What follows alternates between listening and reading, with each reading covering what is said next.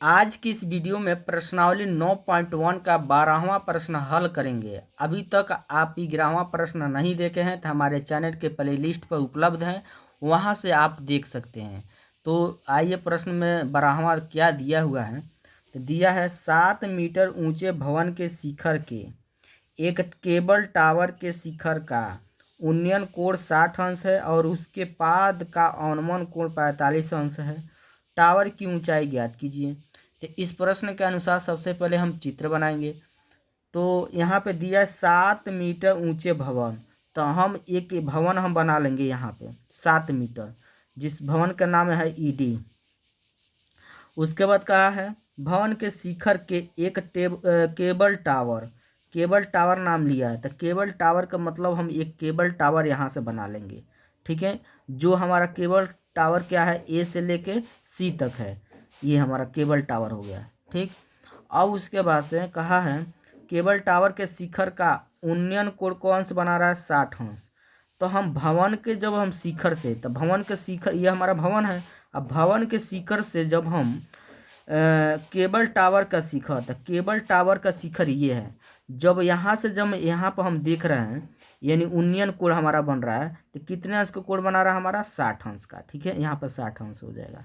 उसके बाद कहा है और इसके पाद का अवनमन कोण 45 अंश है।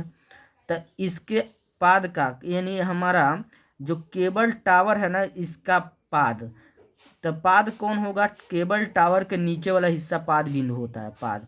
तो अवनमन कोण यानी इस शिखर से, किसके शिखर से, तो भवन के शिखर से केबल टावर के पाद बिंदु पर हम देख रहे हैं। तो अवनमन कोण मतलब नीचे की तरफ हम देख रहे हैं, यहाँ से नीचे की तरफ देख रहे हैं। कितने अंश का कोण बना रहा है हमारा, 45 अंश का बना रहा है। तो जब हम यहाँ पर 45 अंश बना रहा है, तब हमारा यहाँ पे भी कितना होगा, 45 अंश हो जाएगा। कैसे, तो हम जानते क्या है, ऐसे एक चित्र हमारा बन रहा है। जब हम नीचे की तरफ देखेंगे यहाँ पे, तो यहाँ पर जब हमारा 45 अंश बनेगा, तो यहाँ पे भी क्या बन जाएगा हमारा, 45। अब क्या करेंगे, यहाँ से यहाँ ये मिला लेंगे और फिर ये इसको यहाँ से यहाँ पर मिला लेंगे हम। ठीक है, तो यहाँ पर 45 बनेगा, तो यहाँ पहला 45 अंश बनेगा। क्यों बन रहा है, क्योंकि ये हमारा किस आकार का बन रहा है, तो जेड के आकार का बन रहा है। तो जेड के आकार का मतलब ये हुआ कि एकांतर कोण होता है। तो एकांतर कोण का मतलब ये हुआ, यहाँ 45 रहेगा तो यहाँ पे भी क्या बनेगा, 45। यहाँ 50 है तो 50 बनेगा यहाँ पर भी। तो वही इसमें 45 अंश को कोण बना रहा है अवनमन, तो यहाँ 45 है तो यहाँ पर भी क्या होगा, 45 अंश हो जाएगा।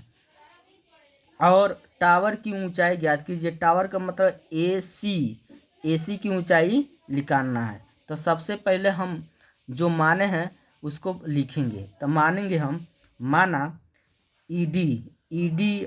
अब एक चीज़ समझिए यहाँ पे इस चित्र में, कि जब हम यहाँ पर जितना ईडी है उतना ही हमारा क्या है, हमारा बीसी है।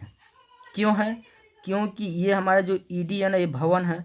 तो भवन का जो हाइट है ना, जब ऐसे चलेंगे हम, मिलाएंगे इसको, तो ये जो माप होगा उतना ही होगा।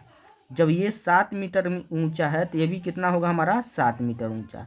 यानी ईडी और बीसी एक दूसरे का है, हमारा बराबर है। तो एक कितने मीटर का है, तो 7 मीटर का हो जाएगा।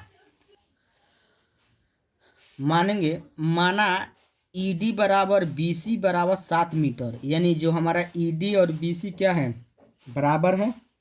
यानी 7 मीटर ये भी है तो ये भी 7 मीटर होगा।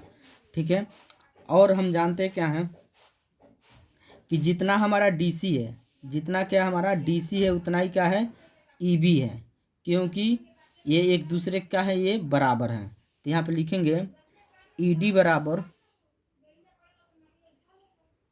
सॉरी डीसी, जितना हमारा डीसी है उतना ही क्या है, ईबी है। डीसी बराबर हो जाएगा ईबी।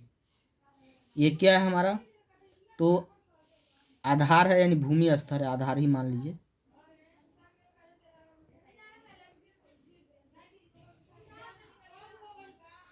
अब इसके बाद से हम देख रहे हैं कि यहाँ पर थीटा क्या क्या दिया है, थीटा दिया है 60 अंश और 45 अंश। ठीक है, अब उसके बाद से हम देख रहे हैं दो त्रिभुज बन रहा है। एक त्रिभुज हमारा त्रिभुज ई डी सी बन रहा है, एक त्रिभुज ए बी ई बन रहा है। तो ऐसे स्थिति में दो त्रिभुज हमारा बन रहा है, तो दोनों त्रिभुज में मान हम निकालेंगे तब हमारा टावर की ऊंचाई निकलेगा। तो टावर की ऊंचाई पूरा निकालने के लिए ए से लेकर सी तक पूरा ऊंचाई निकालने के लिए हम जानते हैं बी सी कितना है, 7 मीटर है। तो ए बी कितना होगा, तो ए बी हम ए सी माइनस का हो जाएगा 7। ए सी में से पूरा टोटल में से हम क्या निकाल लेंगे, बी सी यानी 7 निकाल लेंगे। तो हम किसका मान निकलेगा, हमारा ए बी का। तो यहाँ ए बी का मान कितना होगा, ए सी माइनस 7 हो जाएगा। तब उसके बाद से यहाँ पे समकोण त्रिभुज हम लेंगे ई डी सी में चलेंगे। अब यहाँ पे हम ये ले लेंगे और ये लेंगे। यह लंब बटा आधार किसका होता है, हमारा तो tan थीटा का होता है। तो लंब बटा आधार tan थीटा का, तो tan थीटा का सूत्र लिखेंगे लंब बटा आधार। tan उतार देंगे, यहाँ पे थीटा, थीटा कितना दिया है, तो थीटा इसमें 45 अंश दिया है, तो यहाँ 45 लिख देंगे बराबर लंब क्या है, ईडी है। लंब क्या है, ईडी, ईडी है।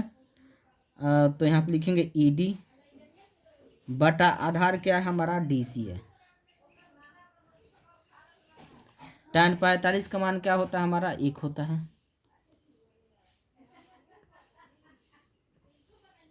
ईडी का होगा 7 हो जाएगा। डीसी, डीसी तो इसका गुणा इसमें करेंगे। डीसी का मान दिया नहीं है इसमें, ठीक है, डीसी को डीसी रहने देंगे। अब यहाँ पे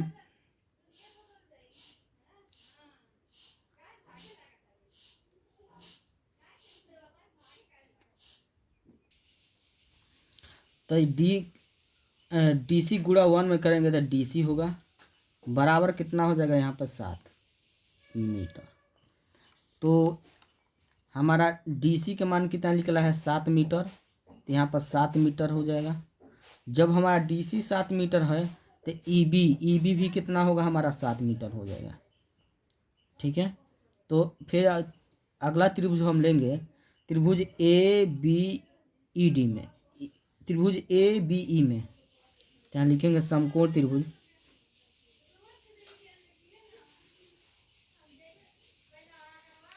ए बी ई में।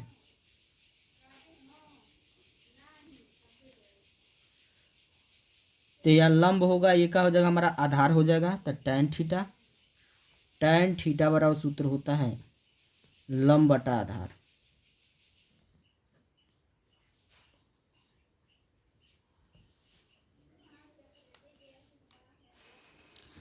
अब मान रखेंगे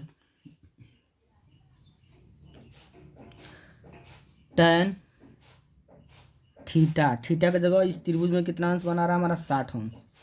तो 60 अंश हो जाएगा बराबर लंब क्या है, इसमें लंब हमारा क्या है, ए बी है। लंब क्या है इसमें, ए बी।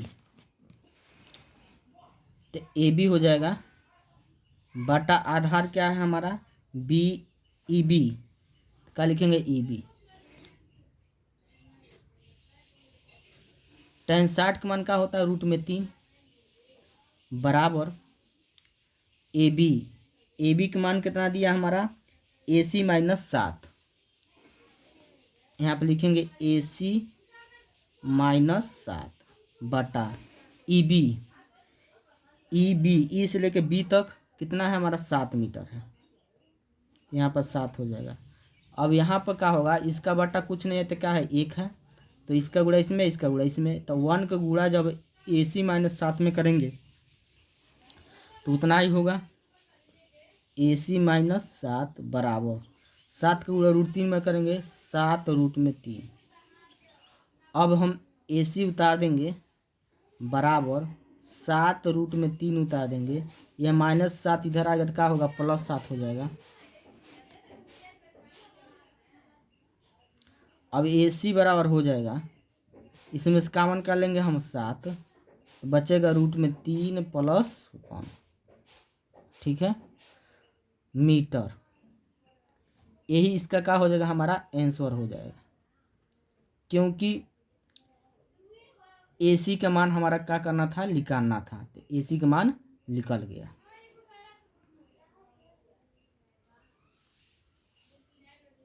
वीडियो अच्छा लगा तो लाइक करिए और कमेंट करिए।